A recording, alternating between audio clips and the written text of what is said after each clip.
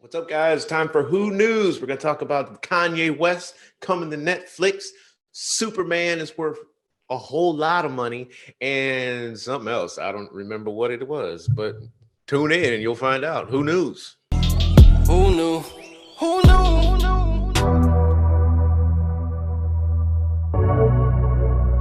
What's up, guys? Here we are today. Vaughn Joseph here. Thanks for tuning in. Don't forget to rate, review, and subscribe, depending on where you're listening or watching. You're probably listening. I don't usually promote too much on the YouTube, but here we go. So Netflix has acquired Kanye West's life documentary series. How interesting, right? So Netflix has acquired this documentary series about his life over the past 2 decades, including such events such as the passing of his mom in 2007, and his 2020 U.S. presidential candidacies. Very exciting stuff. So it was not clear whether West's ongoing divorce case with his wife, Kim Kardashian West, is going to be part of this documentary, but Kris Jenner has said that it will be in the last episode of Keeping Up with the Kardashians, which is currently on air. So they got to try and pump the ratings to that crap somewhere. Sorry, no commentary on this show. I forget. We save it for the end. So the last 2 decades of Kanye's life have been rather eventful. Prior to him becoming a musician himself, he was obviously a producer. His breakthrough work was with Jay-Z's Blueprint album of 2001. Man, that was 20 years ago. So over the years, he's released several albums of his own, including The College Dropout, Late Registration, and of course, Graduation.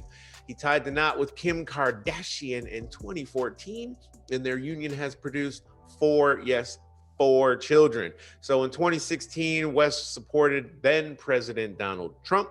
Then last year, he said that he was taking the red hat off as he launched his own presidential bid. Sounds like a Harley Davidson outside.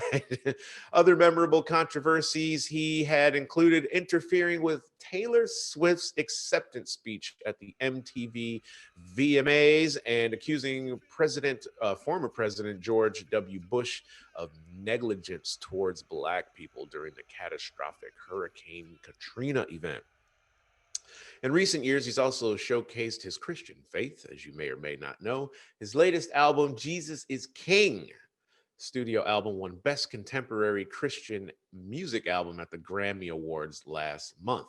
So according to Billboard, the series is expected to be out on Netflix this year. Speaking with Variety, one source said that the series' acquisition is worth $30 million, but it has not yet been finalized. So look forward to that Kanye West story. I'll watch it. I mean, it'll be entertaining at very minimum. So we'll see how that turns out. You got something new on Netflix now to watch, you guys. Superman. Good old Superman. I just watched an episode of Pawn Stars where someone was trying to sell one of the original Superman costumes from the film that Christopher Reeve wore, and he wanted $300,000 plus for this costume. And it was one of the originals. Obviously, they made multiples. It was one of the original costumes. So Superman's first comic book appearance is in Action Comics #1, and it recently sold for $3.25 million. Wow, it's a book. I got a whole stack of comic books over here that I'm trying to get rid of. Golden Age and Silver Age comics.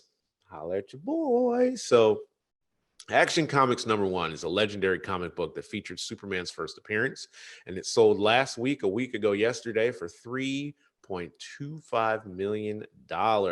So the online auction and consignment company Comic Connect confirmed the deal in an announcement. The latest acquisition is by far the highest recorded acquisition of Action Comics #1, followed by another copy which was sold for $3.2 million in 2014. In a statement following the sale, the auction house's COO said, with collectible values trending upwards and cryptocurrencies, buzzword, minting new millionaires daily, I fully expect and plan on comic prices to continue to rise. So never mind, my comic book collection is no longer for sale. So he also says, I believe that comics remain the most compelling investment with values that are immature in comparison to other categories. And this is an 83-year-old comic book in near pristine condition that launched the entire superhero genre that is such a huge part of our popular culture. If not for this comic and the introduction of Superman, comic books would have likely died off many decades ago. So that's a very interesting story as well. We'll keep an eye out on that. And if you got comics and crypto is what's happening, man. I mean, I'm late. I'm late to the party. I get it. I'm late to the party. But I have a small investment in crypto, just very small, just to see, what's happening. And it's already made made money, and I haven't even put the money that I put in. It doesn't matter anyway. I'm not going to give away too much. Check it out. Look up what you can do with Bitcoin. If you got any extra stimulus money laying around or whatever your case may be, I know that's probably unlikely, but whatever you can do, try and get in there. I heard the chairman of the Fed say something to the effect of cryptocurrencies or Bitcoin are like the next gold, and he was trying to downplay it by using that as an example. I don't think that's a very good example to try and deter people from investing in crypto and going towards fiat currency. Let's see if I can find the article really quickly here. He's not interested in crypto, but calls them the substitute to gold. Well, that's hot damn, man. That's pretty good. So his name's Jerome Powell. He's the Federal Reserve Chair, and he's criticized cryptocurrencies in recent panel discussions, stating that the government's focus remains on traditional investments. He voiced his opinions related to the cryptocurrencies.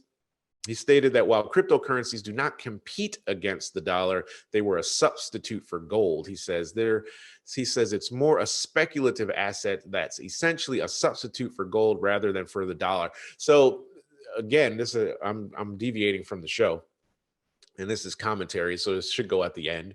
But don't you want gold? Because dollars are substantiated by gold. That's why everybody was saying, sell us your gold, sell us your gold. And yeah, anyway, the dollar is not going to be the world reserve currency much longer. China is on the way up. So moving right along, we have one more story to get at before we let you go for the day. I have to try and find it because I don't have my stuff up. What should we give you? Western brands blurred on Chinese TV. Titanic postcard signed Love Jack expected to fetch over $15,000. Ooh, this one might be interesting. HBO's Q Into the Storm suggests Ron Watkins is behind QAnon. No. Powerpuff Girls are all grown up in upcoming live action series. No, that's not what we're after. We need a worthy news story for our listeners here, guys. Come on. This shouldn't be that hard. Woman with longest nails cuts them after almost 30 years. Here's a good one. Couple vandalizes $400,000 painting by mistake. Now that is what I call an interesting story for you guys. So what's being claimed? A $400,000 painting displayed in the South Korea gallery was mistakenly defaced by a couple. Wow.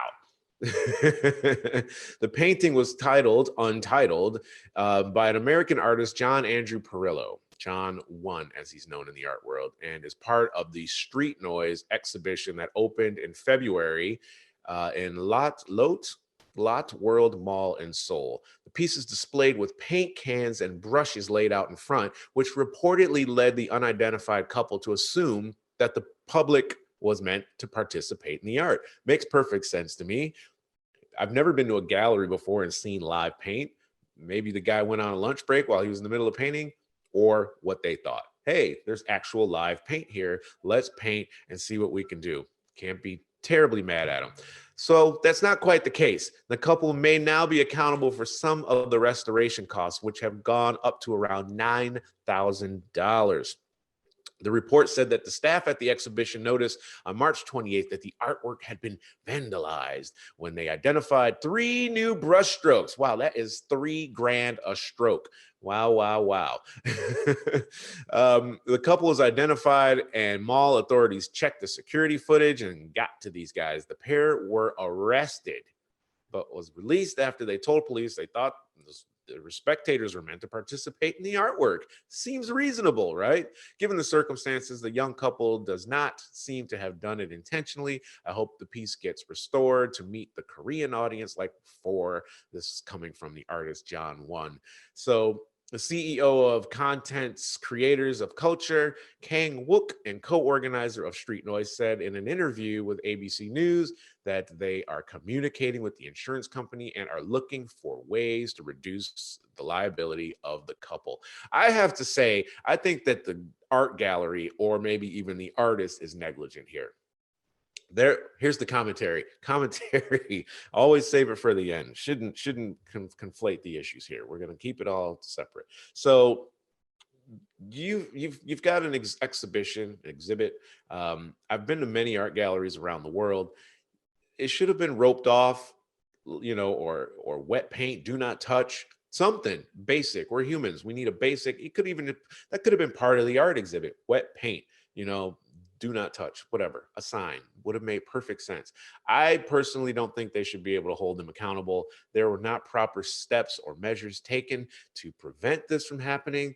There were not proper steps or measures taken to inform the public that this is not for you to play with. It's not a part of or it is a part of the exhibition. It's not part of some sort of public participation act. So anyway, good luck to that with them. Here's an old story. The world will end in June 21st, 2020, according to alternate Mayan calendar reading. Nope, we're still here. We're still here. Thank goodness, right? So that's it, man. These nice, quick stories for you today. Ooh, Google's new feature warns users not to use their phones while walking. Could have looked at that one, but maybe you should check out the Global Warning podcast for that type of stuff. Thanks for listening. Von Joseph here. I will see you guys when I see you next. Peace.